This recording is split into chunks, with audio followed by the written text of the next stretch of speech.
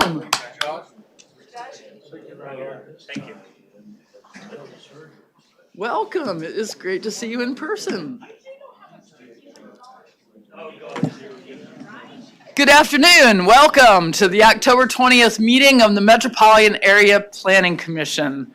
I will hereby call the meeting to order and ask for the introductory recording, please.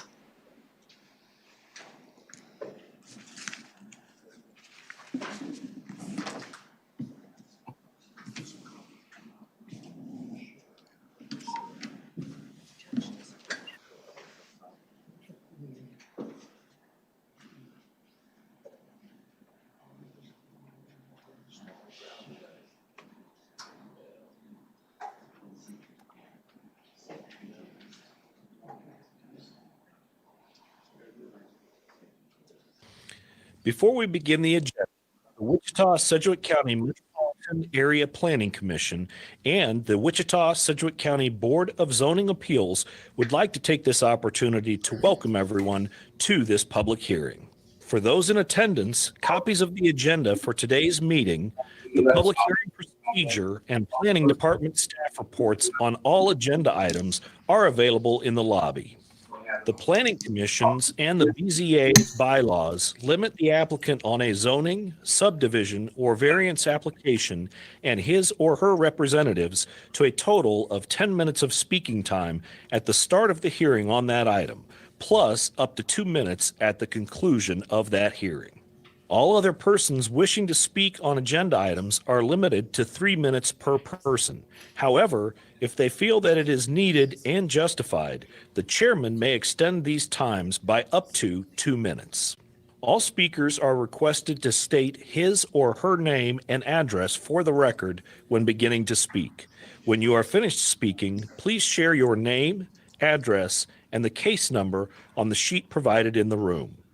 This will enable staff to notify you if there are any additional proceedings concerning that item. All speakers at the podium, please remove your face mask before speaking into the microphone. Please note that all written and visual materials you present to the commission and the board will be retained by the secretary as part of the official record. If you are not speaking, but you wish to be notified about future proceedings on a particular case, please provide your contact information to the Planning Department. The Planning Commission and the Board are interested in hearing the views of all persons who wish to express themselves on all the agenda items. However, we ask that all speakers please be as courteous and concise as possible and avoid long repetitions of facts or opinions which have already been stated. For your information, the Wichita City Council has adopted a policy for all city zoning items. A copy of this policy is available from the planning staff.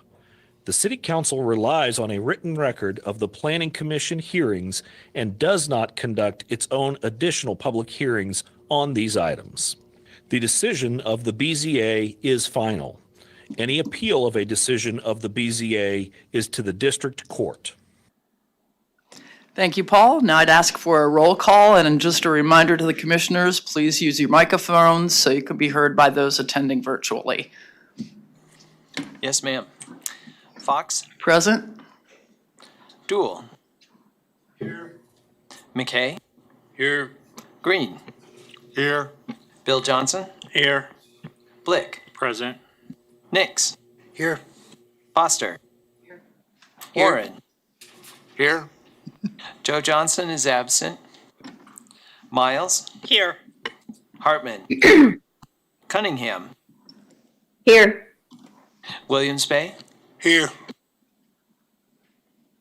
I show 13 members present.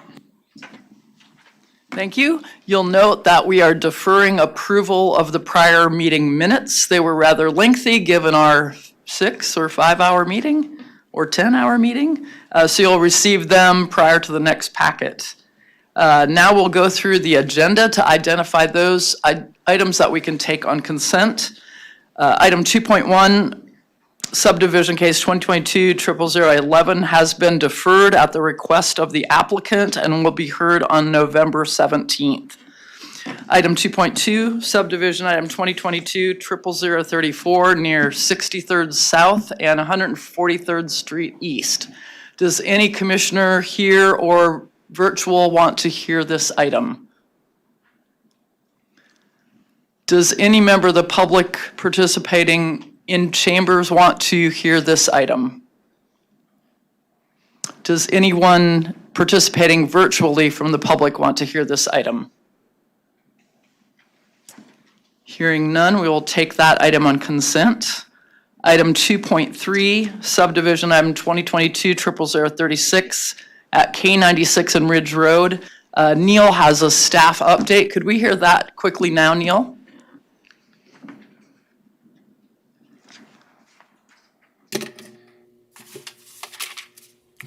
I just wanted to update everybody. The original plat, there was some unresolved issues on two items. One was the cul-de-sac right here.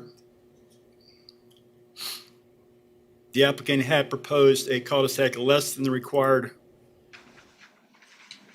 diameter. That has been changed to a hammerhead as shown right here. City Fire is okay with that configuration.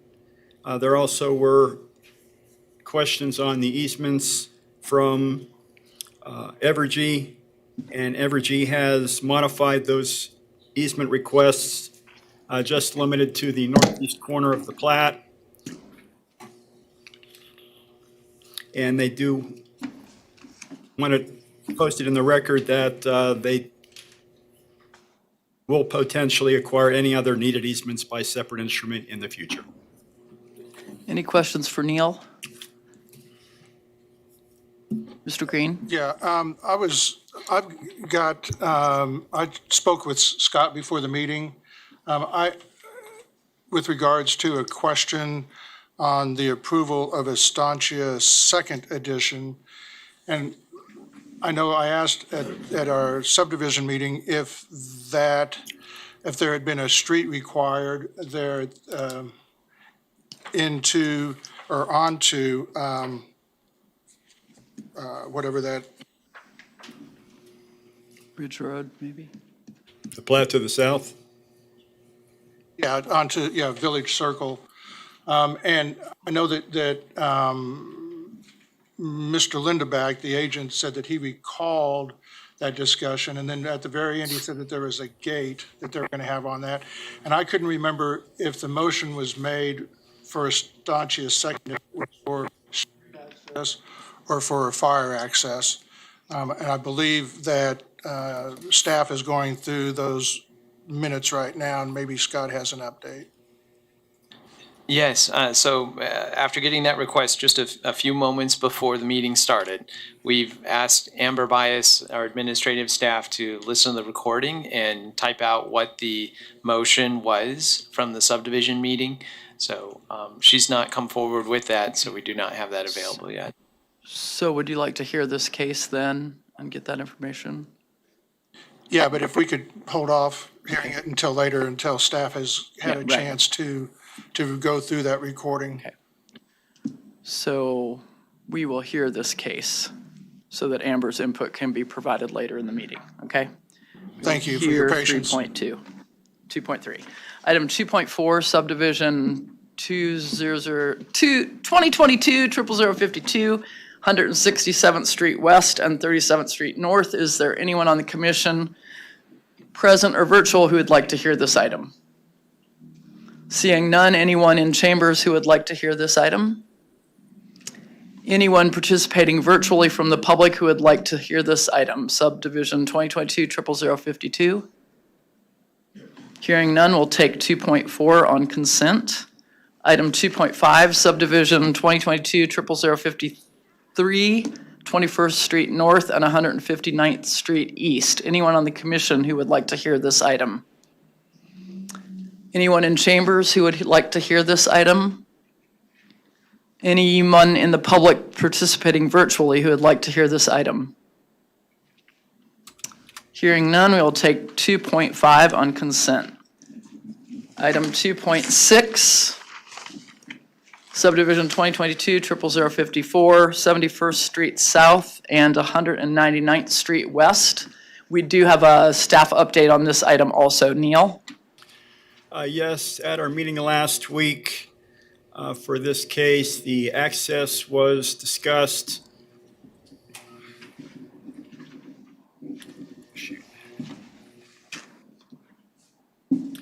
And the applicant has revised the access. Now they are proposing the access to be between both lots with the joint access easement, and County Public Works is okay with that relocated access. We will also get a driveway closure for the existing driveway, which is just east of that opening. Thank you, Neil. With that information, does anyone on the commission want to hear this case? Anyone participating in chambers want to hear this case? Any member of the public participating virtually want to hear this case? Hearing none, we'll take 2.6 on consent. Motion to approve 2.2, 2.4, 2.5, and 2.6. Second. I have a motion from Commissioner Blick. You look so different, not in a box. And a second from Commissioner Green. Any discussion? Commissioner McKay. Not a discussion, but 2.6, because it's been changed, should be taken separately. Legal counsel, do we have a call on that? Do we need to vote on 2.6 separately? Justin Wagoner, Deputy County Counselor. I think it would probably be best for him to do that, yes. Okay, can I have a, Change my motion to approve 2.2, 2.4, 2.5. and agreement from, so we have a adjustment to the motion from Commissioner Blick, agreement on the second by Commissioner Green. Any discussion at this point? Let's take a vote. All in favor, please indicate by saying aye. Aye. Opposed, nay. Hearing none, motion passes 12-0, 13-0. 13-0 now. Make a motion to approve 2.6. Second. Motion from Commissioner Blick, second from Commissioner Green. Any discussion? Hearing none. All in favor, vote by saying aye. Aye. Opposed, nay. Hearing none, motion passes 13-0. Thank you. Public hearing vacation item 2022-00031 has been deferred and will be heard at the meeting on November 3rd, 2022. Moving on to public hearing items. 4.1, conditional use 2022-00037 at 1419 North Fairview. Does anyone on the commission want to hear this case? Anyone in chambers want to hear this case? Okay. We will hear 4.1. Is the agent or applicant for 1419 North Fairview present? Yes? Okay, thank you. We will hear that case. Item 4.2, zoning case 2022-00052, 16315 West US Highway 54. Anyone on the commission want to hear this case? Anyone in chambers want to hear this case? Anyone from the public participating virtually want to hear this case? 16315 West US Highway 54. Hearing none, we'll take that on consent. Item 4.3, zoning case 2022-00053 and conditional use case 2022-00038, located just south of 2041 North Jackson. Does anyone on the commission want to hear this case? Anyone in chambers want to hear this case? Anyone from the public participating virtually want to hear this case? 2041 North Jackson. Hearing none, we'll take that case on consent. Item 4.4, zoning case 2022-00054 and conditional use 2022-00039, 167th West and Central, Does anyone on the commission want to hear this case? I've got a question for the county. Sorry. I've got a question for the county engineer on that, and I don't know if we need to hear the whole case or not. Do we have a county engineer present to take a question? Maybe virtual. Do we have a county engineer online?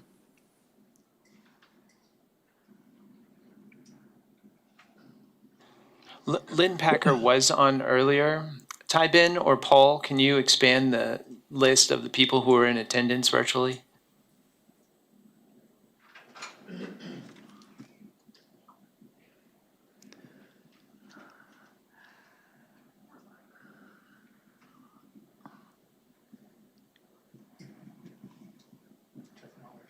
Yes, technology, we love it.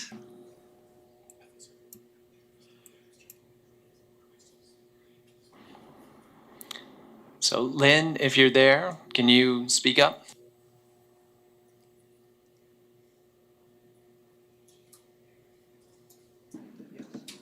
I will give him a call. Okay, and then maybe we could just do a modified staff report and hear this case. Does that sound, You may go through and ask See if if we can get anybody him. wants to hear. we can get him?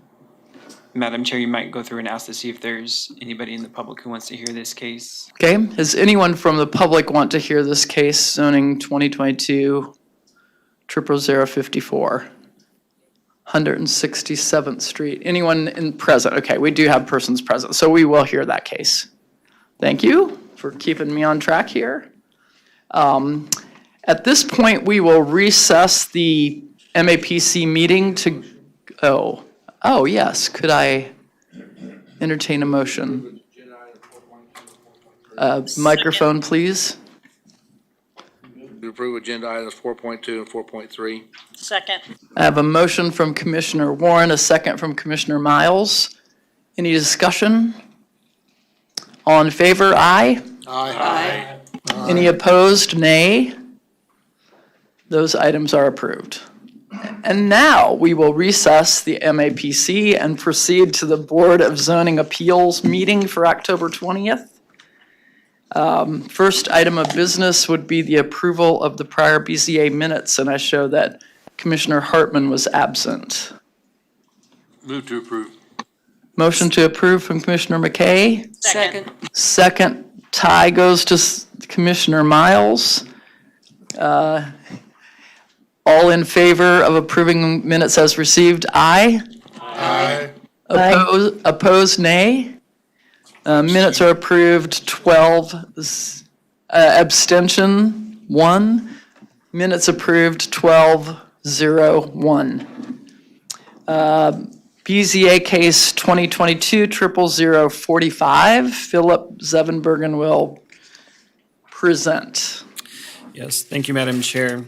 BZA 2245 is a request to increase the height of an off-site billboard sign located at a property south of East 37th Street within a quarter mile west of North Hydraulic.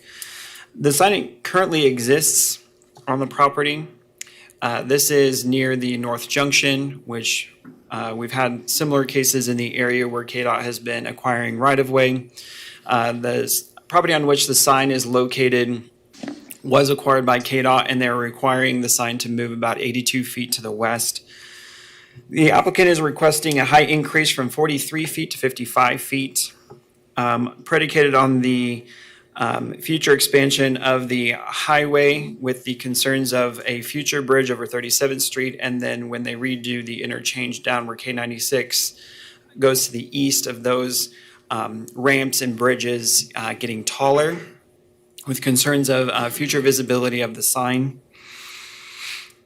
The sign currently has gone through administrative adjustments to get to the 43-foot height.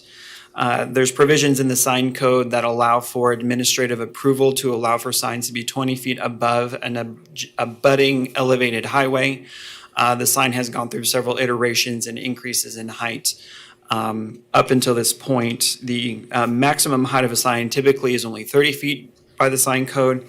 And so they have been allowed to increase the height of their sign already in its current state to 43 feet administratively. There are 3 signs, off-site signs in the immediate vicinity. One is approximately 920 feet north. Another one is about 1,400 feet south, and another one about 1,800 feet south, all of which are on the east side of the highway. There are no off-site signs on the west side of the highway in this general vicinity. I think the nearest one is south of the K-96 interchange to the south.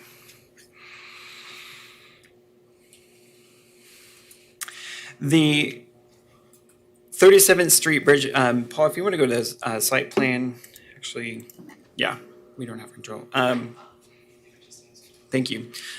Here's the current location of the sign. As you can see, they're going to be moving it to the west. The highway bridge of 37th Street is about 575 feet north of the sign. The K-96 ramp begins about 200 feet south of the sign, and then it starts to increase in elevation as it goes farther south and then curves to the east. One thing that just is more background general information that is governed during the permitting process is KDOT has the ability to restrict the overall height of the sign to 55 feet, but that's as it's measured from the grade elevation of the highway. So if the height of if the elevation of the land on which the sign is located is lower than that, they can go taller than 55 feet. They just have to comply with that. That's again during the permitting process. The surrounding context is a general industrial zoning. There is a public park to the west. There's a previous variance request on this site that allowed the sign to be as close as it is to the public park, with the stipulation that it would not get closer to the park than 500 feet. Its proposed new location will still be farther than 500 feet from that park, so they're not in violation of that. There are two of the 3 off-site signs on the east side of the highway have received variance approvals for increases in height to 60 feet. Very similar situations where KDOT acquired right-of-way. The new locations of those signs got pushed to the east, putting them behind mature tree lines. Those signs were approved to be increased in height to have visibility over those mature trees. The 5 criteria for granting a variance when we review this, I won't necessarily go through each individual one in detail. A lot of the analysis comes back to the same amount of information. Number 1 being the uniqueness. Staff agrees that it is a unique situation, that KDOT did acquire the right-of-way. The sign does have to move. However, staff doesn't necessarily feel that it has been demonstrated that the visibility, at this point in time in which the highway is configured, is actually going to be an issue. There was no demonstration of how tall the bridge over 37th Street, how much higher the highway is going to be, nor how much taller the interchange to the south is going to be. There was no exhibit provided to show where the obstruction of visibility is going to take place.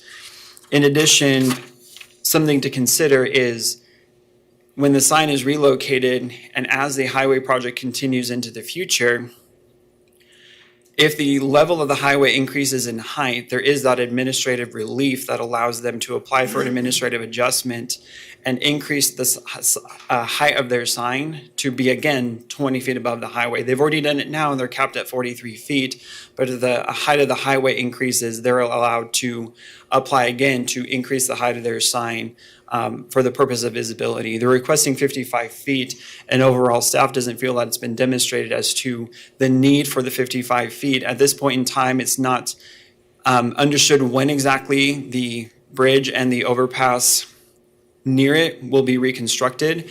There's no information as to what height those bridge and overpass will be and how it actually will be obstructing the sign view if it's not at 55 feet.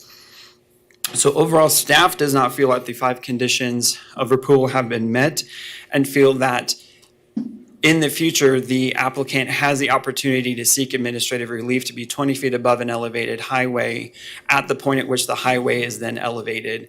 They're asking for a height increase when it has not been determined when the construction of this portion of the phase of the interchange is scheduled, nor when it will be completed, nor has it been demonstrated actually how the height will be obstructing the view of the sign at that point in time. With that, I can go through the different slides. So again, here's the site plan. Next picture, please.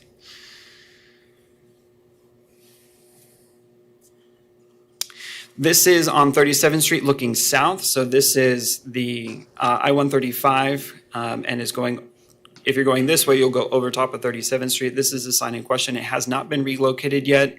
Its new location will be pushed 82 feet this direction. Next picture.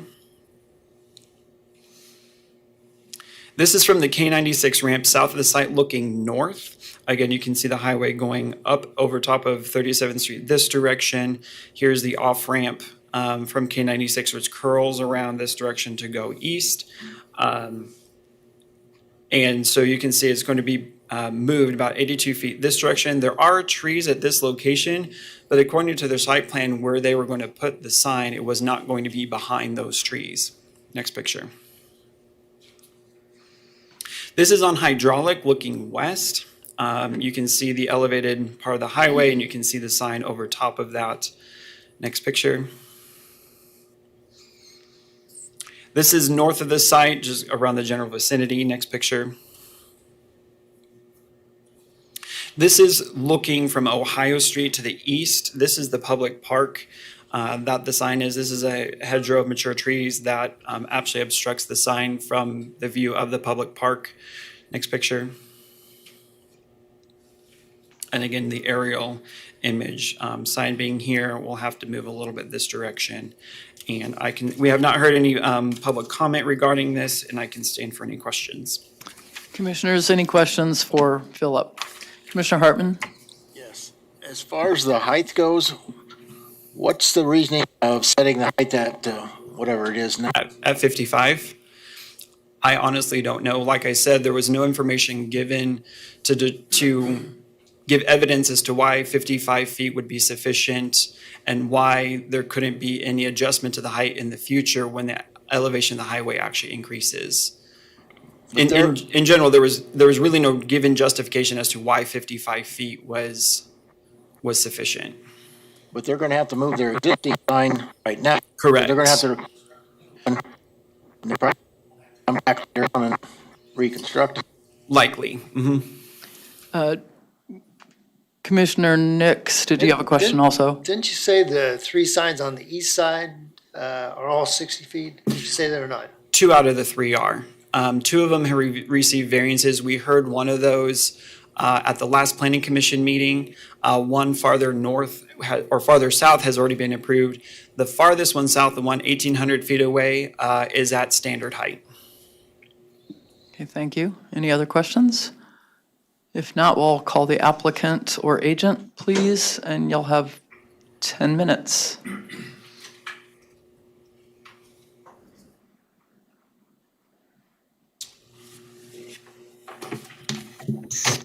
Madam Chairman, members of the Board of Zoning Appeals, excuse me. My name is Greg Ferris. I represent Central Christian Church, who is the owner of this property. Excuse me. I won't go over the uniqueness. I agree with staff. I'm going to just go straight to the issues. You guys have lots of other things you have to deal with. It would be nice if you could build a billboard and then just go crank it up when the state comes through and does their construction. Based on the modeling that we did, guessing the height of this based on where the state projects. And again, they don't have this done. We have to look in the future, or we have to try to figure out, you have to put a pole in the ground, you have to engineer it. You don't really just raise these up. It just doesn't happen that way. That's not the way you build a billboard sign. You're not even allowed to have the sign stick out of the top, so you wouldn't do that. The big problem here is this as well is going to be raised. We know that, and so there weren't any photos that show coming northbound and the obstruction that the higher elevation will show. So we don't think that we're asking for anything unreasonable here. This is truly a unique, there may be one other in town that is similar, but this is truly a unique situation. The owner of this sign constructed this sign and donated it totally to his helping hands. Everything about this sign is, even I'm giving my time to this. I'm not even charging them for this because it's such a worthwhile organization. And any dollar in revenue they lose really is a detriment to the community. And if you know the business, it's all about visibility. So I don't disagree that, we could come back in the future after they raise this up, but even that might not be the help because the way the code is written, you have to be perpendicular. So if this particular spot right here is not raised high enough to where we could come in and ask for the 20 feet, I'd have to come back to the BZA with a bunch of photos of the new road and all of those things. And then we'd have to go back in and reconstruct this sign that we just reconstructed. So I think that it's a reasonable request. We are shorter than the sign that is directly across the highway and to the north a few hundred feet. So I don't believe that there's anything in this application that doesn't fit the 5 criteria. I think we've demonstrated all of the requirements, and the fact that they haven't raised this yet and that we don't have the design, and they haven't raised this yet and we don't have the design. We know the state has committed to us that they are raising this. So we had to do some gyrations and figure out visibilities coming up over an overpass, and to get the 8 seconds of visibility that requires, and there's all kinds of things that go into that. So rather than come back in the future after we have these things solved and then try to figure out how to raise the sign, it made the most sense, now that we have to move it, that this was the appropriate time to get the appropriate height.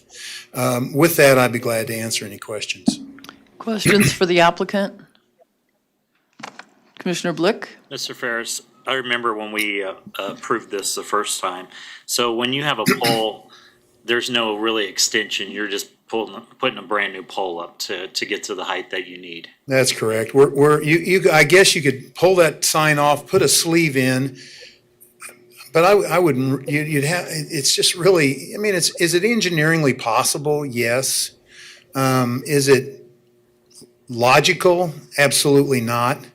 And we're not asking for a sign that's taller than any of the signs that are in this immediate area. So I'm not going to tell you it's impossible for us to raise it up in the future. Remember, this gentleman is donating this work to this sign. He's not charging them to move this sign either. So it's all a little bit different than if I was representing a signs company that's making $10,000 a month and putting that in their pocket. This sign is making $10,000 or $12,000 a month and putting it back into the community in this area where there's a great need that needs to be taken care of. So every dollar is going back right into the community. It's a little different than asking somebody in the future that is making money, oh, well, you've made a lot of money on this sign, you can now go and move that. So I think that's a little different. Mr. Ferris, is KDOT compelling the movement of this sign immediately, seeing as the project's in the future? Have they given you a hard deadline to get the move completed? Yeah, last week. I mean, they want it done now. They are taking the property in the immediate future. I mean, like right now. Is there a potential, since you're projecting the possible elevation, that it would be even higher than what you've predicted, and therefore you'd need to raise the sign again as a result? And that's why, I mean, I asked this question. I said, could you live with 50 feet? And they said, probably, but we're not knowing. We would rather have the ability to be 55.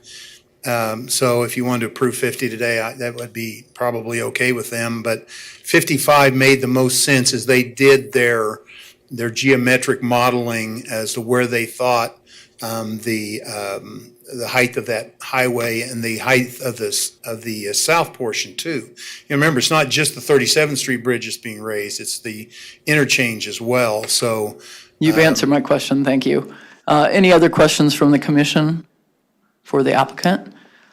Hearing none, is there any member of the public present who would like to speak on this item? Any member of the public participating virtually who'd like to speak on this item? I'd bring it back then to the commission for any discussion. Commissioner Foster? I understand that, this profit from the sign is going for good works, and that's all nice, but the next case we get where somebody wants to have a variance to raise a sign beyond the norm because conditions might become unique in the future, I don't think we can then say, well, you're not charitable, so we can't give you that. We're required to treat everybody fairly.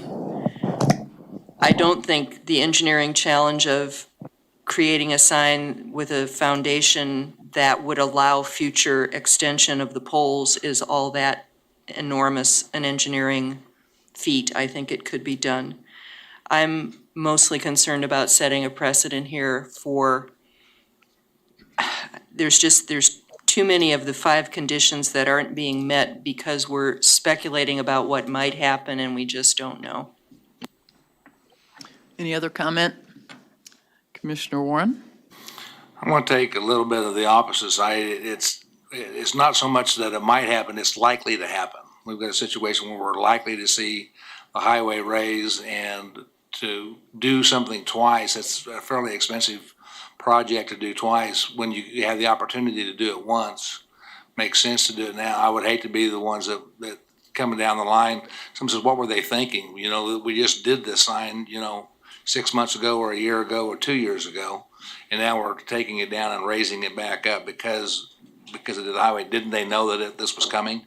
We don't know the exact amount, but we've got a pretty good idea that it's going to raise, and so to cause somebody to do that twice does not make sense to me. And I would agree with that up to a point, but the highway needs to clear 37th Street. How much higher are they likely to go? I don't see that we're talking 10 or 15 feet of additional height. It's going to be, I would guess, maybe a few feet. And I just don't know how much additional height this particular sign would need to clear a few extra feet of visibility. Commissioner McKay?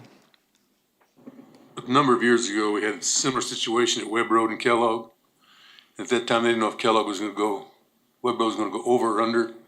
And the people that owned the property on the southeast corner was going to put up a sign, and they wanted to move it back off and to the south, closer to their property.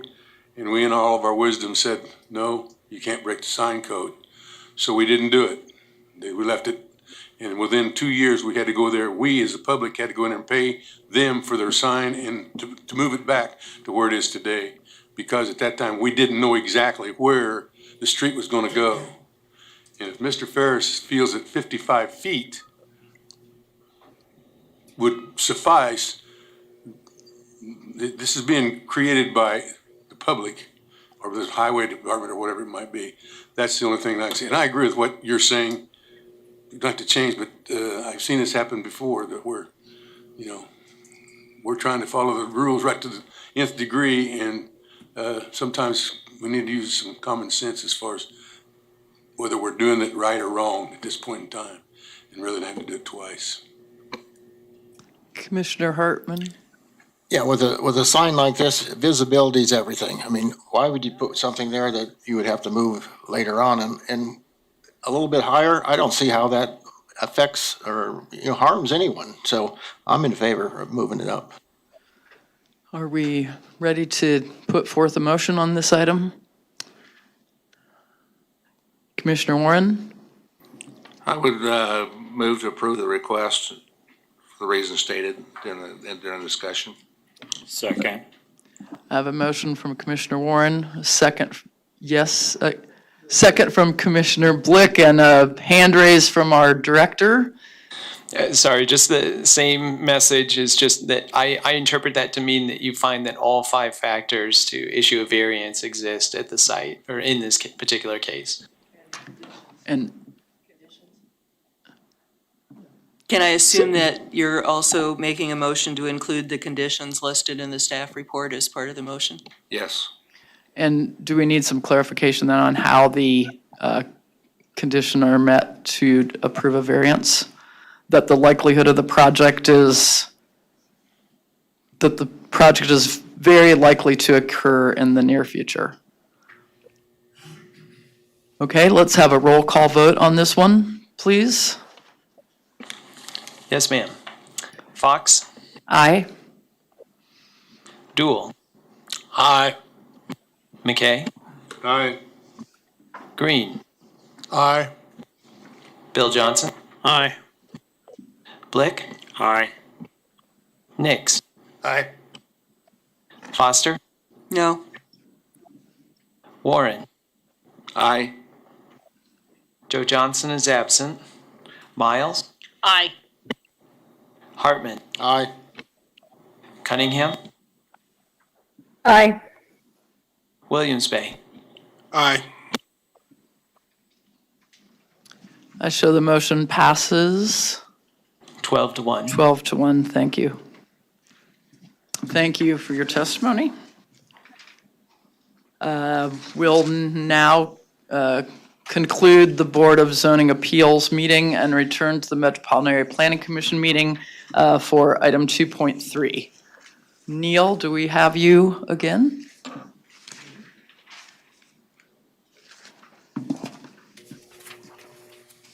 This is 2022-00036 subdivision item.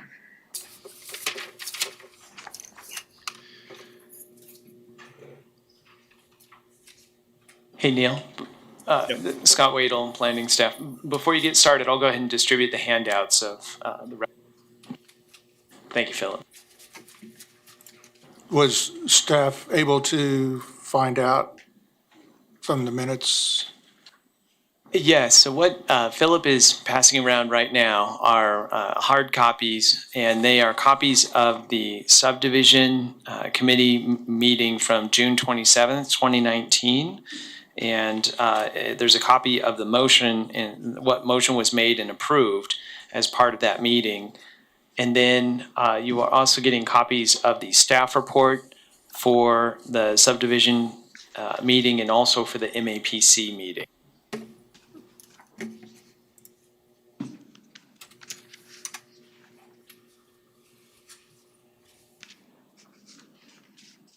The Estancia Commercial Second Edition.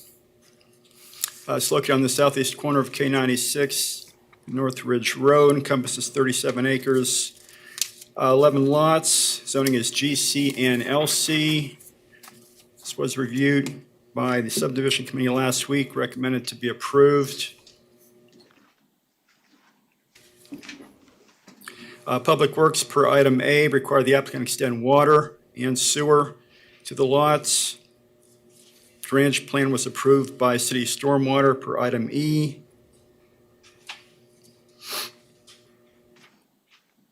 Sidewalks were required along the street frontage.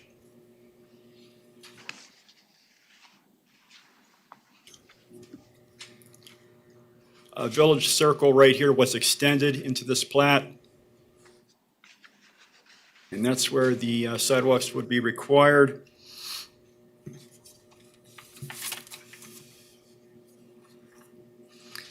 I already discussed the revised configuration of the turnaround to a hammerhead.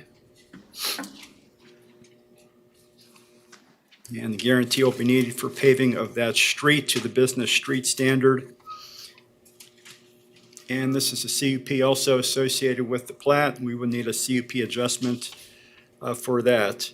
Mr. Green questioned as to the connection required from the plat to the south into this plat. And the information that you have there should show that in the 2019 plat, there was a requirement for an emergency access easement for fire to extend to Village Circle. Again, this is Village Circle, but it was extended for this plat. There we go.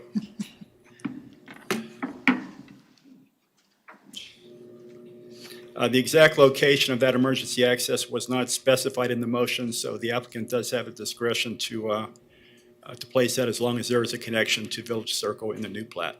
Okay, Commissioner Green's noting that you've answered his question. Thank you. Yeah, I'm good with that. Okay. I couldn't remember if it was an emergency exit or if it was an actual street access. Staff wasn't able to remember at the time, but our agent was, and so this confirms that, so I'm good. Okay, any other questions for staff on this item? Does anyone from the public want to speak on this item? Anyone from the public participating virtually want to speak on this item? Estantius, second addition, I would bring it back to the commission for any discussion or a motion. I make a motion to approve for staff's recommendation. Also, I appreciate the staff for providing this to us also at short notice. Motion to approve. I'll second. A second from Commissioner Hartman. The motion was by Commissioner Blick. Any discussion? And I too want to thank staff for their quick response to my question and appreciate that. Thank you. Any discussion? I'd call for a vote. All in favor signify by saying aye. Aye. Any opposed? Nay. Hearing none, motion passes 13-0. Moving on to conditional use item 22-00037. And it looks like we have JR to present. No, we don't have JR to present. Oh, hello. You know, movement in the crowd leads me to believe things, so. Thank you, Madam Chair. Good afternoon, everyone. This is Christina Reith, Associate Planner. This is case number Con 22-00037. The applicant is Miguel Chavez, and he is requesting a conditional use on his property to allow multifamily residential. It's currently zoned TF3, two-family residential district, and the site size is 0.26 acres, and his property is located at 1419 North Fairview Avenue. The proposed use is a total of 3 dwelling units on site, and we are recommending an approval with conditions. So as you can see here, it's zone TF3. On site is a structure that's a single family residential dwelling, and then let's just go straight to the site photos, actually. We'll walk through those.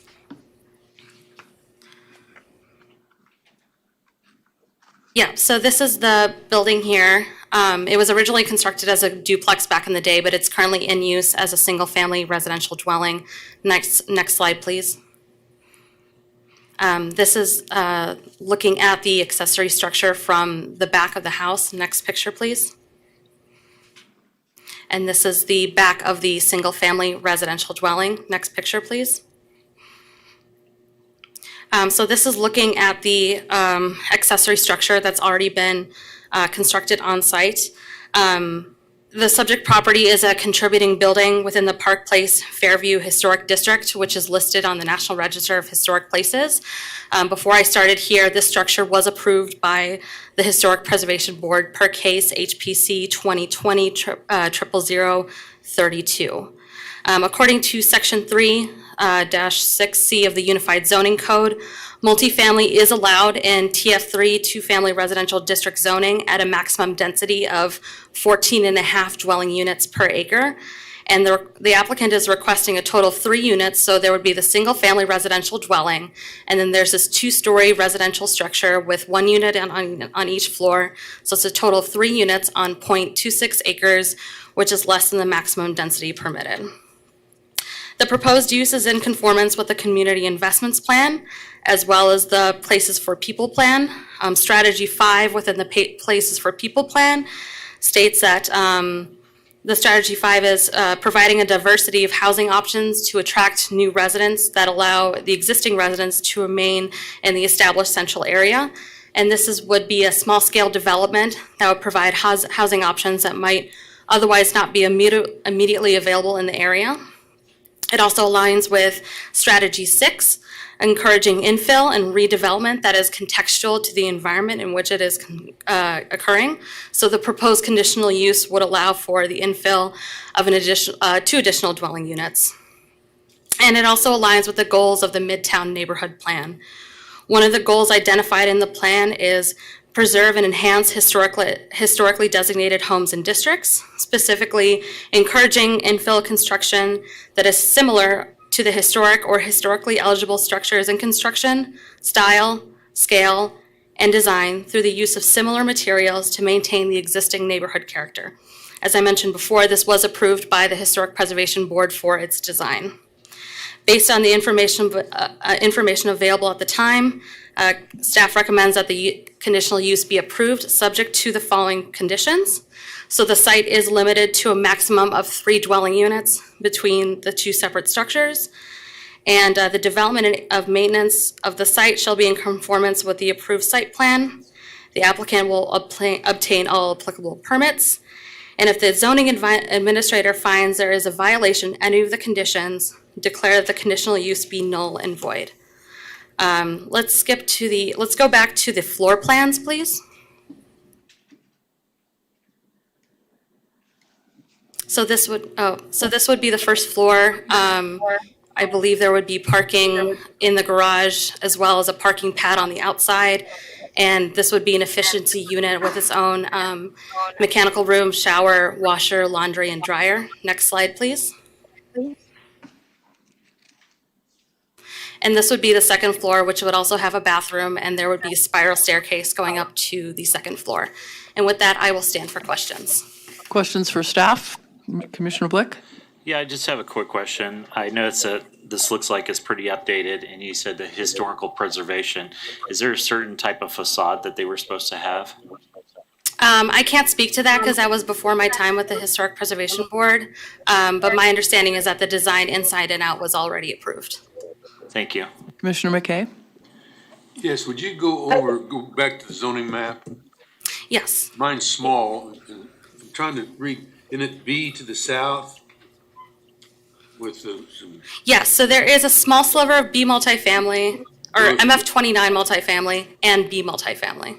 But between the B and the property we're talking about, is a little sliver of MF29, is that? Yes, that's correct. That's where. Thank you. Any other questions for staff at this time? I do. Okay. Susan, go ahead. Commissioner Cunningham? When that design was approved, was that for a garage or for a dwelling?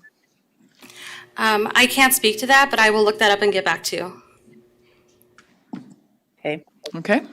In the meantime, can we call any other questions? If not, then I would call for the agent or applicant, please. And if you'd state your name and address for the record, then you'll have 10 minutes to tell us about your project. My name is Miguel Chavez. I own the property on 1419 North Fairview. Pretty much she explained everything what we planning to do. It's been approved, and I try to follow everything because I love the area. I love the story of Wichita, the story of the houses and everything. Me and my wife decides to do that separate building, thinking in our future, because if you can see the property have a lot of steps and things like that, and we say, well, we have the building, it's been approved. We also did the designs to continue with the same design on the historical, and we can have a floor plan that we can be able to walk in case we just get to that age where it's gonna be difficult and still take care of the property as well. And that's why we decide to ask for the permit and continue doing it the right way with the historical and also with the City of Wichita code. I don't know if that answered your questions or. Okay. Anyone on the commission have questions for the applicant? So I'm understanding you built that accessory unit behind the house. You're just now preparing to make it so that it could be occupied. Is that accurate? Correct. Okay. All right, any other questions? Commissioner McKay? Not a question of the applicant, but ask the staff in a minute. Okay. All right, thank you for your testimony. Anyone present from the public who would like to speak on this item? Okay, would you please come forward? State your name and address for the record, and then you'll have 3 minutes, and we'll start when you get up there.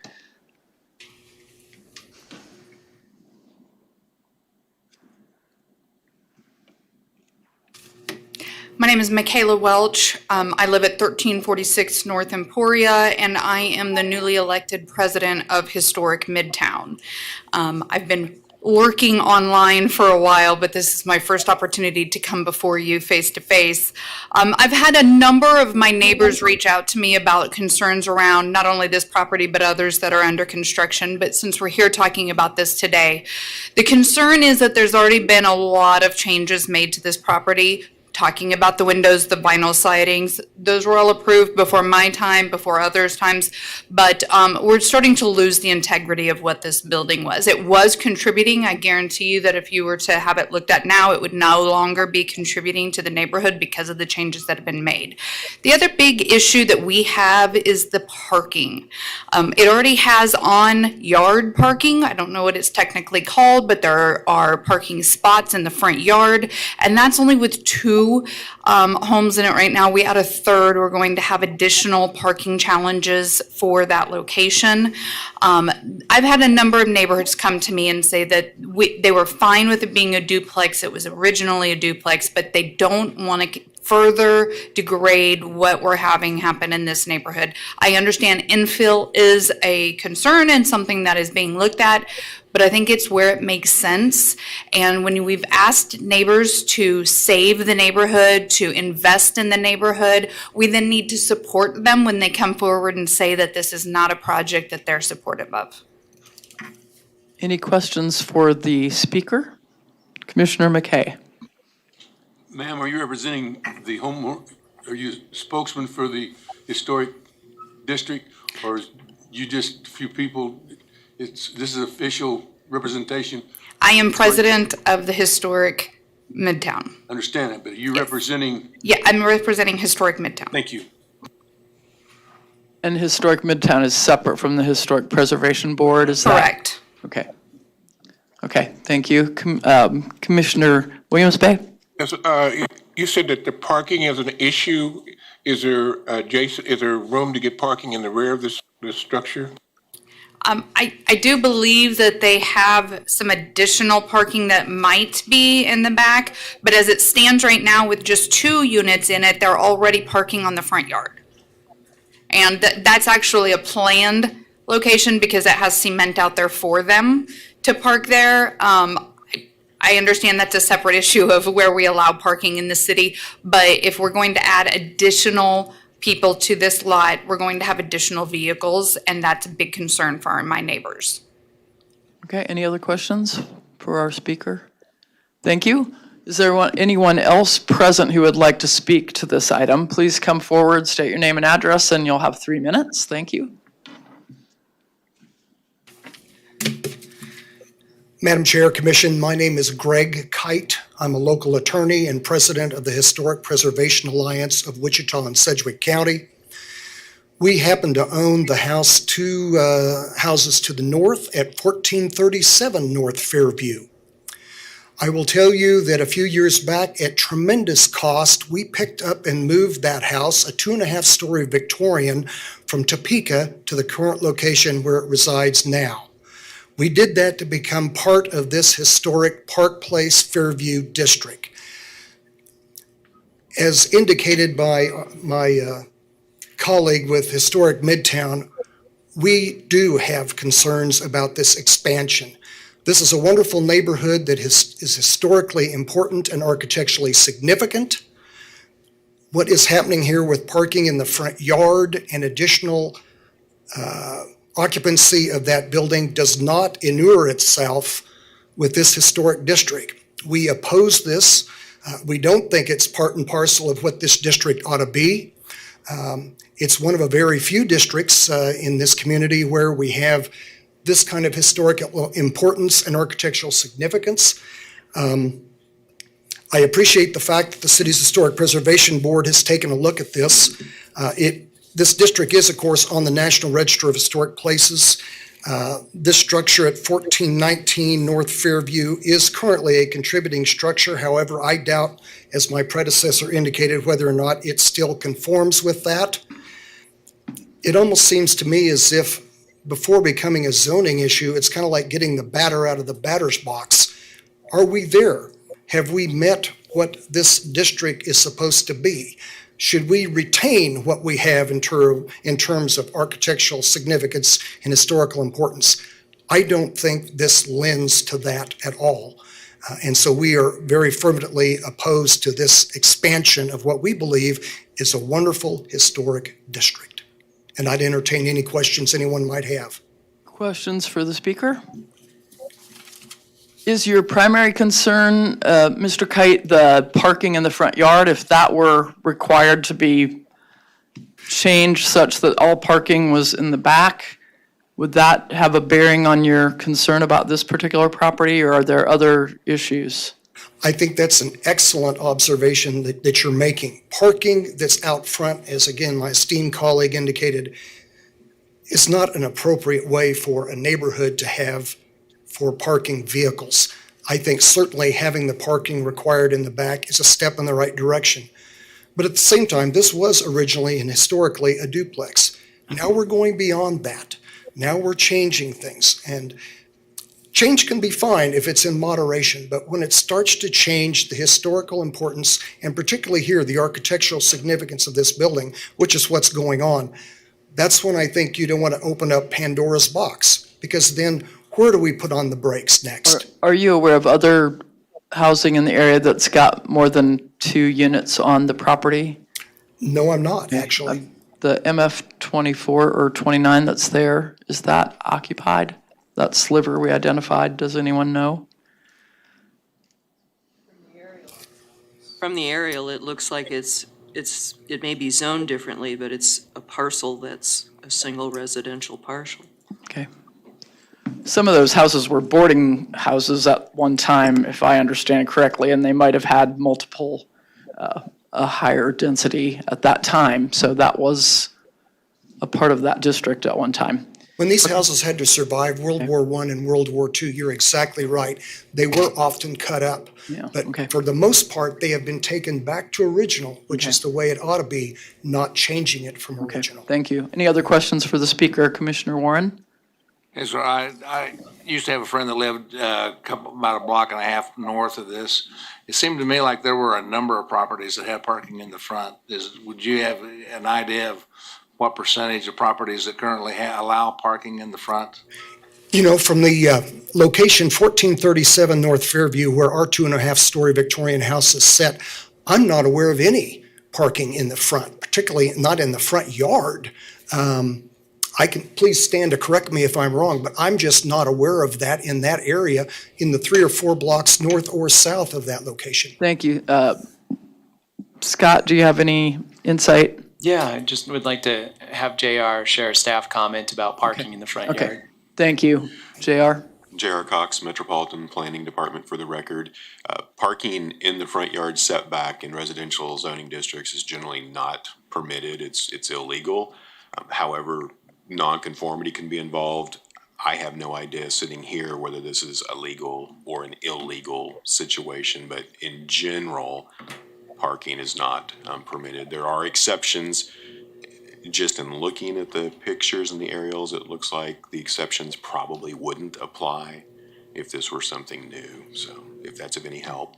And JR, that is generally in residential districts, is that correct? That would be correct, in residential zoning districts, not the heavier districts. Okay, thank you for that clarification. Commissioner Blick? I know in the past we've looked at assisted living homes, and we've had the discussion where there's been like a half moon driveway in the front yard, and a lot of the neighbors didn't like that because of excessive vehicles. But then we've been directed that if somebody wanted to just pave their whole front yard, they can park in their front yard. Is that not correct? I guess the technical answer would be, it depends on the zoning district, but assuming it's residentially zoned, that would not be correct. Circular drives are permitted under the zoning code to be in the front yard setbacks. Thank you so much. Appreciate that clarity. Yes, sir. Commissioner Williams-Bey. Just for my clarification, if the parking was eliminated in the front yard, would that help resolve? It's certainly a step in the right direction. Will you use the microphone, please, Mr. Kite, so the participants virtually can hear you and the recording? As the Madam Chair indicated earlier about that, that's a step in the right direction. That's not the only issue here. I'll use the word, it's a contributing issue here, but it doesn't really solve the overall problem. And that is, we are now deviating from what has been a long-standing historic district, and we've tried to keep that district within those guidelines. You've answered the question, thank you. Is there anyone else from the public present who would like to speak on this item? Anyone from the public participating virtually who would like to speak on this item? Hearing none, we can have the applicant please return to the podium for a response to the concerns that you've heard. And you have 2 minutes for this presentation. Thank you. Well, when I asked for the permit, like I say, I went to the historical district. They approved it. I did it. I have maybe 10 neighbors that they say, thank you that you did this to this house. Now, I did also that for the parking because we have a church across the street, and I know they need the parking. And every time that they have service, it's difficult for us to park. And I said, why not? They approve it, and I was thinking I was also help the church so they can have an extra parking. But if the parking is an issue, I will do whatever it takes to make this gentleman happy, and I hope if it's a problem, then just tell me what that I need to do so I can just live in peace. That's all what I can say. Thank you. Okay, questions for the speaker? Please remain. We have a couple questions for you. Go ahead, Commissioner Foster. Looking at the aerial, do I understand correctly that there's a driveway that goes along the north edge of the property into the backyard? Yes. But there's no alley behind this, correct? There appears to be sort of a private drive that's part of the church parking area, but that's not a public alley, is it? It's not a public, really don't know. Okay. I don't know, but I have access to the back, also to the alley. Okay, so. Commissioner Cox, or Staff Member Cox, do you have a comment on that?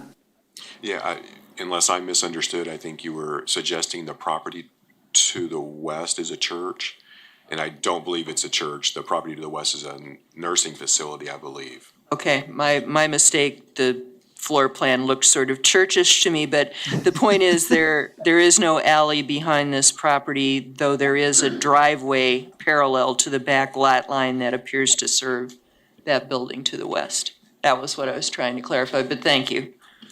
Okay. Whatever the building is. Any Commissioner Blick? So right now there's on-street parking, is that right? Mm-hmm. Okay, so there's on-street, but there is also parking in the front yard that's happening right now too? Yes, I have 2 parking space in there. And 2 parking spaces in there. And what you were saying is you were parking in the yard to help the church out because of the street, because people park in the street? Is that what you were saying? The church is right across of my house. Okay, that kind of clarified things, okay. Mm-hmm. Okay, any other questions for the speaker? Yes. Commissioner Cunningham? Yeah, we referred to your building being approved by the Preservation Board. Was it then a garage plan or a dwelling plan? When we get it was first for the garage. And then we did the changes with them when Kathy Morgan was on the head of the border. Okay. Okay. JR? I'm sorry to interrupt again. I do want to clarify that the church use of this property for parking is not legal.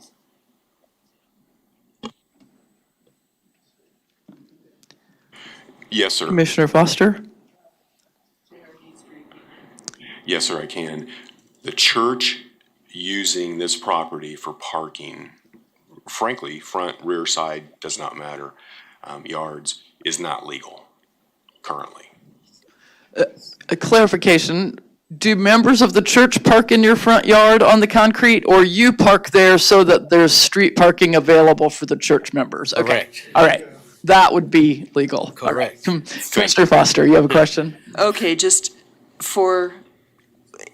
would you be willing to adjust your front yard so that all the parking for all 3 units was in the backyard or in the garage? Sure, whatever I need to do. I mean, if it's that a problem for them, I was thinking that was Nick, the way I did it, But if it's a problem, I'm willing to do whatever they want me to do on my property. Thank you. Commissioner Hartman? I have a question for Scott. What is the requirement for a duplex with an accessory apartment? What's the parking requirement? I'm going to turn to Christina, who put together the staff report on this one. Thank you for your testimony, Christina. So this is a conditional use to allow multifamily, and so that's 1.25 parking spaces per efficiency in one bedroom dwelling unit and 1.75 parking spaces per 2-bedroom or larger dwelling unit. So it's technically 4.25. We rounded it down to 4 parking spaces. And how many of those can be attributed to street parking? Any? Zero. Okay. It's all off-street parking for those units would require 4 spaces. Yes, but that can be reduced through an administrative adjustment. Okay. Commissioner Williams-Bay. Is there room in the rear of this structure for 4 parking places? The applicant says yes. Do you want him to come up or? The applicant indicates there is. We'll accept that. Okay. Commissioner Green? And JR, the parking that is illegal in the front yard, that becomes an enforcement issue, does it not? Yes, sir, that would be correct. Assuming it is illegal and not somehow non-conforming. Okay. Correct. Okay, thank you. Commissioner McKay. Looking at the aerial photo, the JR or somebody tell me, can you, as long as you're off of public right of way, could they concrete the front yard? As long as they're, the reason why I'm saying is because the building to the north, setback line is way further to the east than the house that we're presently looking at. Probably enough space to park in front of that across there and not be in the right of way. Is that possible? The front yards is not supposed to have parking in it, and it's also not supposed to be surfaced unless it can have parking in it, a driveway, for instance. I thought it did have a driveway in it. But to pave the entire front yard and just park, the answer would be no, that would not be legal. Did that answer your question, Commissioner McKay? Okay. Yes. The gentleman's talking about putting it in the back. The building that's an X in the back is a nursing home. Correct. And the one next to it is a Quick Trip or a liquor store, I don't remember which. And the one to the south of it is a car repair place with the church. Is it possible? I think that alley between 13th and the nursing home is paved. Could that be utilized as a driveway if they put it in the back? I'm only looking at the aerial that I'm seeing. I don't think that's a platted alley, Commissioner. John, I think it that's looks actually like there's a private property. driveway back to the backyard. They wouldn't need access from the property to the west. You're saying directly behind the nursing home, that's not a driveway? I mean, not an alley, paved alley? If you look at the little yellow lines, that indicates the parcel lines, and there's only one of them. So that is part of the nursing home parcel. It's not a public right-of-way, I think. Okay, but I've looked at these enough where they put an imprint over the top of Commissioner the Blick? picture and it's not always in the right spot. That's I what I'm was, saying. I was just gonna refer to J.R. Cox because he was starting to talk about that on the partial lines. So the way I'm reading this map, and I wish we had our GIS up where we could see it and blow it up, but Commissioner, it appears that the east property line of the nursing home is the same line as the west property line of the parcel involved. There is no distinction between the two. There's no intervening access or public way. It's just property to property. And I believe that's, be quiet. But we don't need access from the west if he can get it next to Because he coming has a in from drive. the street. Okay, there is a drive. No. Right, okay. Yeah, I believe if I'm following correctly, if we're talking about coming in from 13th Street, from Fairview. But what they're talking about is they said, come from the east front of the property. And all my question was, it looks like on this aerial photo, even though the lines are wherever they're at, that there is possibility that they could go from the backside, from the south, or from the west. Even though they're going across property, they'd have to get probably some kind of an easement. Scott? So just to hopefully help out, so it's Abbey Senior Care that owns the facility immediately to the west. That's kind of that X shape. And then the L-shaped parcel that goes down, connects Waco and 13th Street on the north and east side of the liquor store that's on the corner. That L-shaped property is under the same ownership as the X-shaped property. Okay. So I think I see Commissioner McKay's point, but it would be access from private property onto their private property and there's no public access onto it. Okay. All I was trying to say is the gentleman said he'd try to do anything he possibly could to make it work. And if he could get a cross-lot agreement of some sort, that would be easier than paving 160 feet of driveway to get back and then pave it, the thing in the back. That's all I'm trying to say. I think if you look at the photographs, the one that shows the front facade of the building, it does look like there's an existing driveway going back along the north side.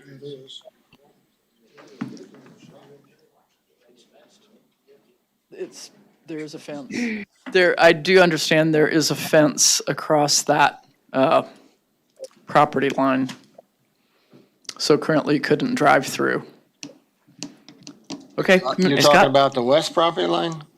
The side that has the Abbey Care Center. Okay, that'd be the west. West, yes. Okay, Commissioner Warren.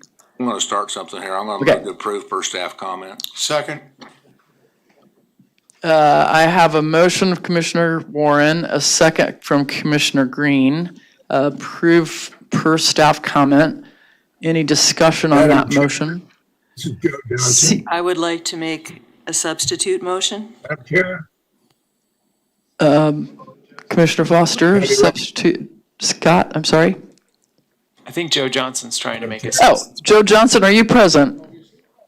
I'm present now, but I did not hear it all, so I'll have to abstain. Is that correct? Okay. We have a substitute motion. Go ahead, Commissioner Foster. I would like to approve per staff comments, but with the additional condition that the parking area in the front yard be eliminated and all parking be behind the main building. I have a motion, substitute motion from Commissioner Foster, a second from Commissioner Williams Bay for approval with the additional condition of moving the 4 required parking spaces to the rear of the home. Commissioner Blick. Discussion on this, on your motion. I have a house that has a driveway that goes all the way back to my back garage. So I can park on that driveway. So when you say that you need to have it behind that structure, couldn't that individual still use his existing driveway that he has now? So I would say just leave the parking on the driveway and in the back of the house. Willing to make that revision, yes. Okay, we have an adjustment to the substitute motion indicating the driveway could be used, the driveway where it doesn't impede the public sidewalk could be used to meet the parking agreement. And the second is agreeable. JR? So could we clarify that what we're really speaking of, the parking areas are the required parking spaces?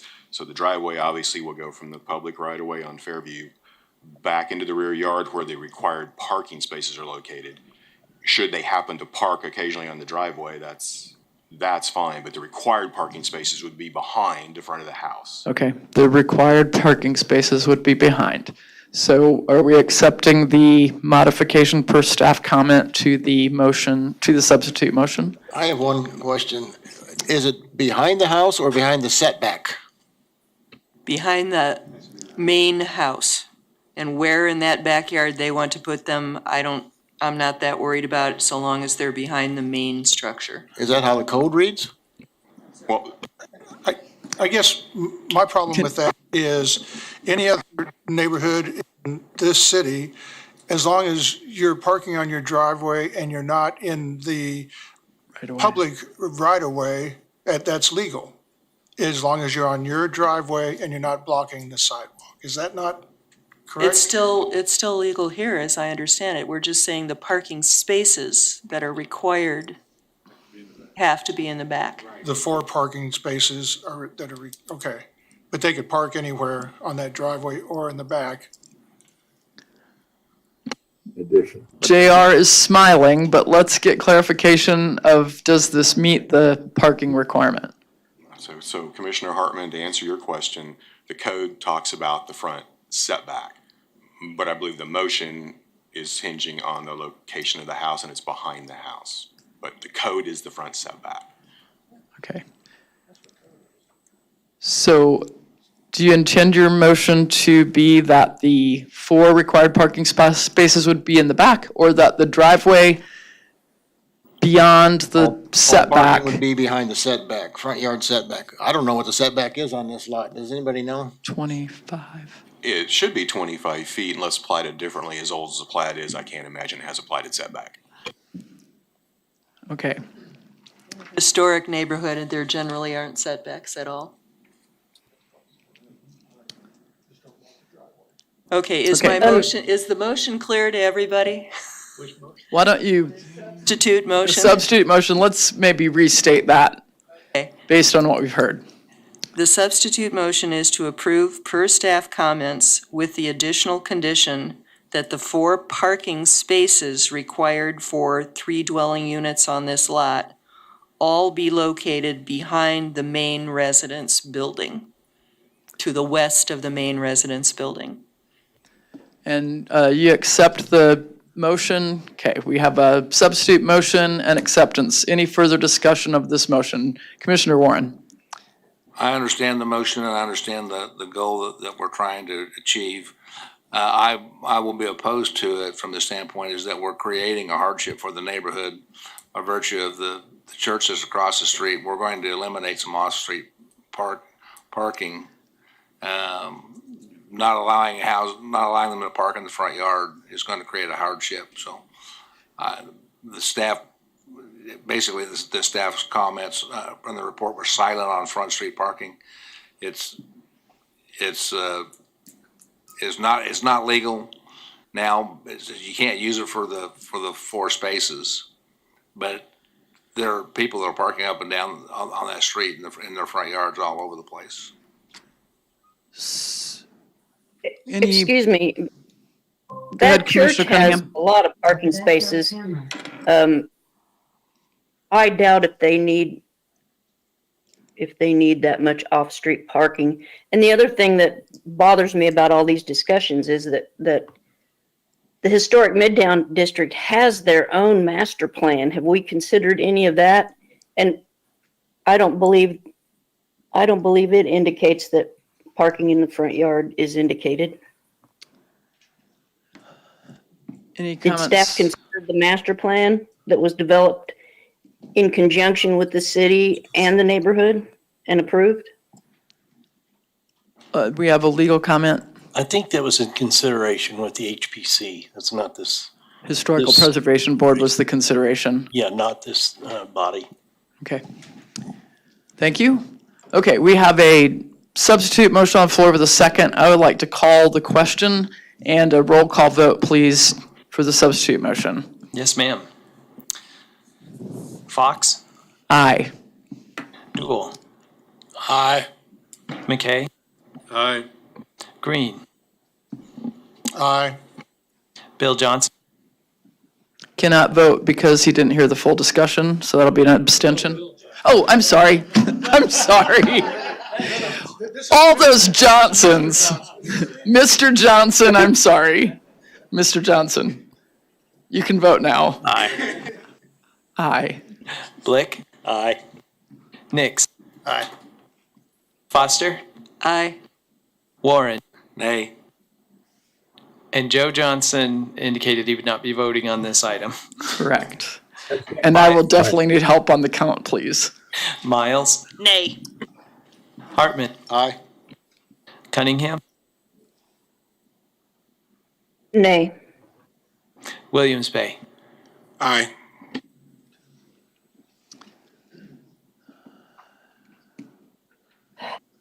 I have the vote is 10-3, motion passes. 10-3, 1 abstention. 10-9-3, 1 abstention? 10. 14th, okay, thank you. Okay, motion passes, thank you, and thanks for those who came to give testimony. Next item, number 4.1, case conditional use 2022-00037, Christina. Madam Chair, Yes. before we hear this, was there somebody that wanted to hear this case? Or is this just me wanting to ask the county Yes. engineer a question? I believe we have people present who want to hear this case, is that correct? Do we have people from the public who want to hear this case? Yes, 4.1, 4.4, yes. Yes, we have others who want to hear this case, so. Okay. And Christina will give us the staff report on this case. Thank you, Madam Chair. Good afternoon, everyone. Christina Reith, Associate Planner again. This is case number Zone 2022-00054 and Con 2022-00039 out in the county. We have TCRS as the applicant and MKEC Engineering as the agent. They are requesting a zone change from RR Rural Residential to SF20 Single Family Residential. And then each lot will have a conditional use for an accessory apartment as well as a neighborhood swimming pool. This is generally located on the northeast corner of North 167th Street West and West Central Street North, also in the county known as West 4th Street North. And the recommendation is to approve with conditions. So the property is 151 acres in total and is located in unincorporated Sedgwick County. Subject site is currently in use as agricultural land. If we could go to the site plan, please. Thank you. So as you can see on the site plan here, the applicant intends to subdivide the property into 84 lots to develop single-family residential dwellings on 1 acre lots, and each lot will have an accessory apartment. Accessory apartments are subject to supplementary use regulations that state a maximum of 1 accessory apartment shall be allowed on the same lot as a single-family dwelling.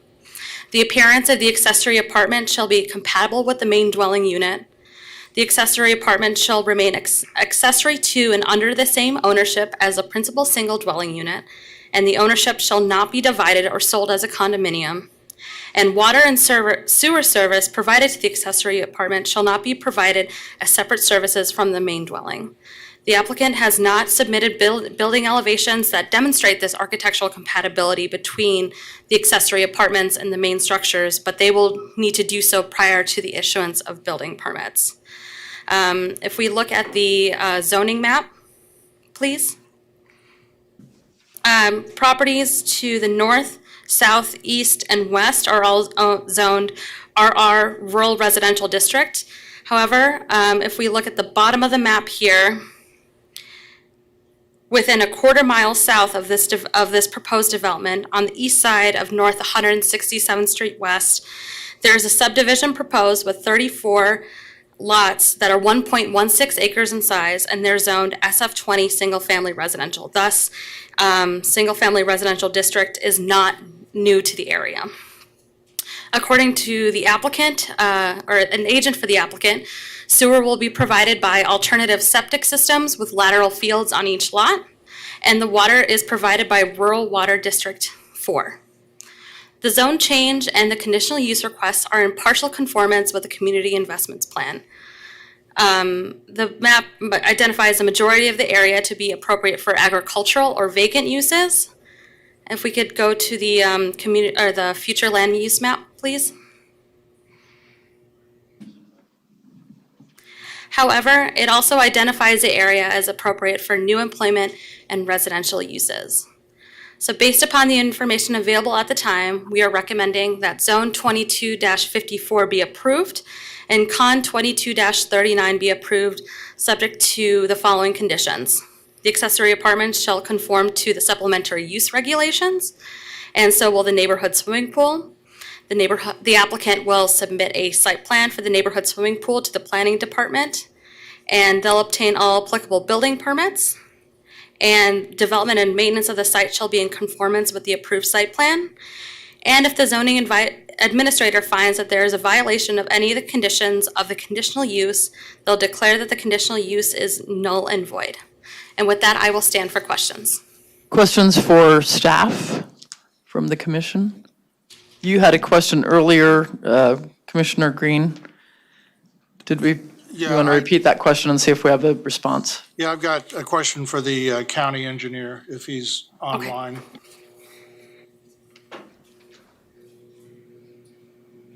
Do we have an engineer online? While we're looking for those? Just This is Glenn Packer. Okay, thank you, Glenn. Here's a question for you. Hey, Lynn, I was looking at the layout that we have on page 5, understanding the fact that that's just that is more or less for informational purposes. But my question concerns Woodland Hills, the east, and it was platted back in 1995. And my question on that would be, Hickory Street shows a temporary cul-de-sac that on the west edge of that plat was, and then also Reese Street, the North and South Street, has a temporary cul-de-sac at the north end. Was it the intention of that plat to tie into any new developments to either the west or to the north? That is correct. We have looked at that. In fact, a little additional information, the temporary or the contingent dedication to the north of Woodland Hills actually is all floodplain development, or I should say floodplain, and would be a very large undertaking to make that a connection to the north. Therefore, Hickory Street ends up really being the most logical connection for them, which would be this plat, or what will be a plat here to the west side. I've talked to the developer's engineer about this, or agent about this. They are aware we are going to be making a request on the plat to make that connection, or at least a contingent dedication for that to happen. Okay, thank you very much. That answers your question. Okay, very good. Then any other questions for staff? If not, we'll proceed to the applicant agent. Look how timely he is at the podium. Please state your name and address for the record, and you'll have 10 minutes. Yes, Brian Lindeback, MKAC Engineering, 411 North Webb Road, on behalf of the owners and applicants. There are two of them. We are in agreement with staff comment. And this plat has been filed, so you'll see a final one-step final plat coming through the subdivision hearing committee here soon. Likewise, planning commission as well. So we are working with Lynn, as well as we've worked with the fire chief on different aspects of the project as well already. But right now this zoning hearing is the first step. And we're looking to have the option to have accessory apartments, and explain to the neighbors here that that's what we were after. And I think that it's resolved some of their questions as well. Questions for the applicant? Commissioner Foster. Brian, have you had any discussions with the developer or landowner to the east about that West Hickory Street connection, potential connection? Yes, we have. Do you care to characterize them as positive? Well, give us the goods. Sure. This applicant right here is the Jax, and I believe he's online. We've consulted with him about possibly getting access there. The unique placement of this property line prohibits us from just dedicating a road and making that connection without his input or his and her input. With that being on the center line, we only have half street of a right of way to work with to tie into that street. And it was decided that they would prefer not to have any connection at that location. And it's my understanding that some of the other neighbors would prefer not to have that access location. I know we've had some cases recently that have had this very same issue, and our applicant has been working directly with the two property owners have been working together to talk about the issue. But at this point, I don't believe there's a desire to make a physical connection. Okay, thank you. Thank you, Brian. Mm-hmm. Other questions, Commissioner Green? I know that my feelings on this plat, or I'm sorry, on this zoning are to go ahead and approve the zoning, but at least at this point. But I just wanted that connection option, possible requirement to at least be out there for when it does come to the subdivision committee. Okay, Commissioner Blick? The question I have is that cul-de-sac on Hickory Street over there, it looks like it's a little bit further away from the property line. There's quite a bit of a gap. Do you know about how far a distance that is from the property line to that edge of that cul-de-sac, rough? Roughly, it's probably 180 or somewhere thereabouts, 180 feet, yeah. Commissioner Warren? There's a valid discussion on that, but I'm not sure this is the right place where we're on the zoning case. I would recommend that we keep our discussion on the zoning issue, and we'll come back to the cul-de-sac at the next stage. Okay. I agree. All right. Thank you for your testimony. Thank you. We have members of the public who'd like to speak on this item. Please come forward to the podium and state your name and address, and you will have 3 minutes to give your testimony. Thank you.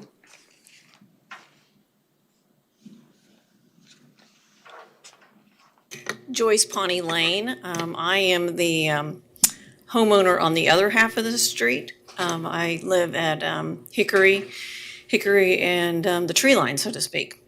So we've been in our home, we'll be there 24 years, October 3rd. We bought the property just shy of 7 acres because we were at the nucleus of that development. We are in the corners. We bought it for security, to be out in the country, to be quiet. Honestly, I wasn't very excited to see farmland be sold for homes. I'm a farmer's daughter, and there's nothing better than to see farmland.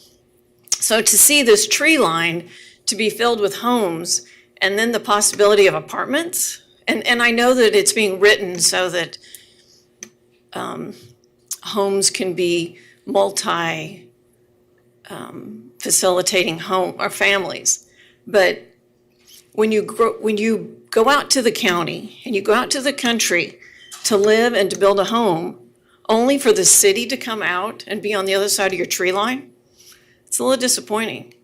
So I strongly ask the board to not want Hickory to go through to this new development.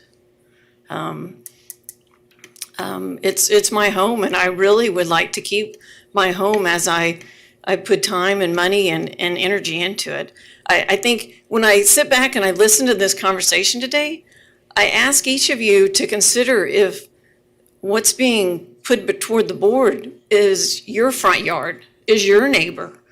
And I guess that's what I kind of, it's 151 acres, and you're looking at putting, 131 homes there? And then some of these homes can facilitate apartments? I'm sorry, I just ask you to be the homeowner with me and consider this. Thank you. Any questions for the speaker? Commissioner Warren Green? I don't have a question. Just wanted to make sure that my comments were not concerning the zoning of this property. The zoning is a separate issue from the platting. I just wanted to make people aware of the fact that there could be some issues with that. So this is zoning only, nothing about Hickory Street. Yeah, so the zoning case before us is just, is it appropriate for this land to be used for residential purposes? And I understand that, okay. But the two are connected. They two are linked. And when you talk about fire and safety, one chases the other. Right. Commissioner Williams, Bay, you have a question? Yes, where's your property in relationship to this site? I am like right here. This is me. You can use the mouse. Sorry. Yeah. Yeah. We're gonna get the pointer to that spot so we can hear what you say as you point. Sure, Thank I'm you. sorry. I really was planning on just staying in the crowd, so. So this is my residence right here. It's 15922 West Hickory Street. Okay, thank you. Mm-hmm.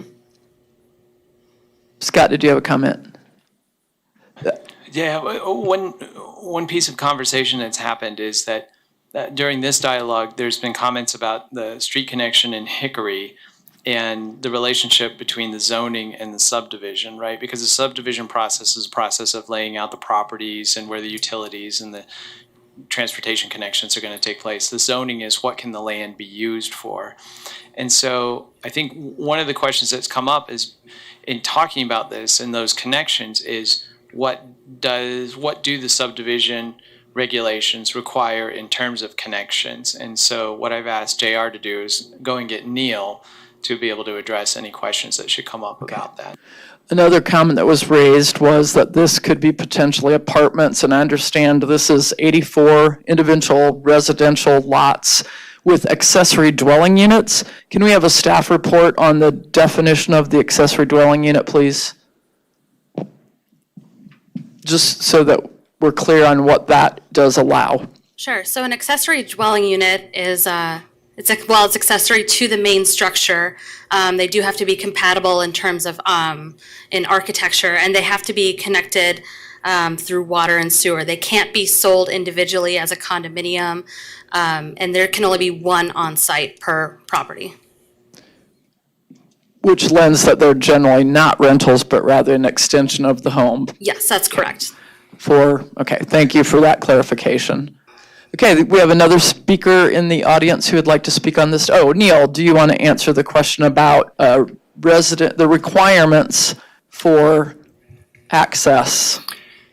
Yes, that street that was discussed on that northeast portion, that we did receive the plat. That will be discussed next week. And that street is 1,330 feet long, exceeding the 1,200-foot length limitation in the subdivision regulations. And based on that, County Public Works is requiring a connection to Hickory Street. Okay, thank you. Okay, we have other speakers who would like to speak on this item? Okay. Do we have anyone participating virtually who would like to speak on this item?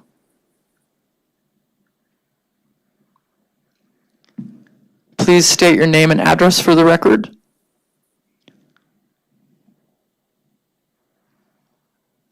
I believe we had someone check in. Okay, hearing none. The applicant can have a rebuttal of 2 minutes if any additional comment. Okay, thank you. I'll bring it back to the commission for discussion or a motion. Commissioner Blick? I have a question for the applicant. If you can come up real quick, sorry. This just, do you know approximate how big that pond is, acreage wise? We are going to be rebuilding the pond, I'll tell you that okay. much. That might answer my question. It's very then. shallow and silted in, so Okay. I would guess it's in the 8-acre range, maybe in that ballpark. And is the natural flow, is it going to be just straight south of that, or is it So the flow, snake through there? the flow comes like through this way, and then there's also a ridge line right about here, and then this flow comes across through here like that. So there's two drainage ways on this property, and you'll see a little bit more on that next week. Okay. No, I was just wondering about that flow and stuff. Sure. If it can handle. So cool. Yep. Thanks. Commissioner Warren, I have a question. No, just a motion to Oh, approve. Commissioner McKay, did you have a question or? Yeah. Yes, sir. Linda, this is going to be rural water district, correct? At this point, there has been discussions with the city of Wichita to serve this property with city water. That conversation has been fairly extensive, but it hasn't reached a determination just yet. That there is a possibility that city water could serve this property out here. Is this rural water district capable of giving emergency water service like for fire? They would not be able to serve fire to this property at this point, as far as we're aware. So there would be no provision at this time, whether it's the zoning or the plating, for that protection? Yeah, we did. I have met with the fire chief, Sedgwick County, and he is happy that we were going to plat this property with paved streets, and we've met with him on the width of the streets, and he's actually okay with the length of the cul-de-sac. So, but we'll talk about that more next week. Okay, Commissioner Warren. Move to approve. We have a motion to approve, Second. a second from Commissioner Hartman. Any further discussion? Jack, can I speak? Who am I hearing? I'm Kenneth Jack. I am Oh, one of the applicants for, under the CON 2022-39. Mr. Jack, I apologize greatly. We called for public comment and I didn't hear anyone chime in. And now we've already moved to a motion. Can I have I'm sorry, legal? I think that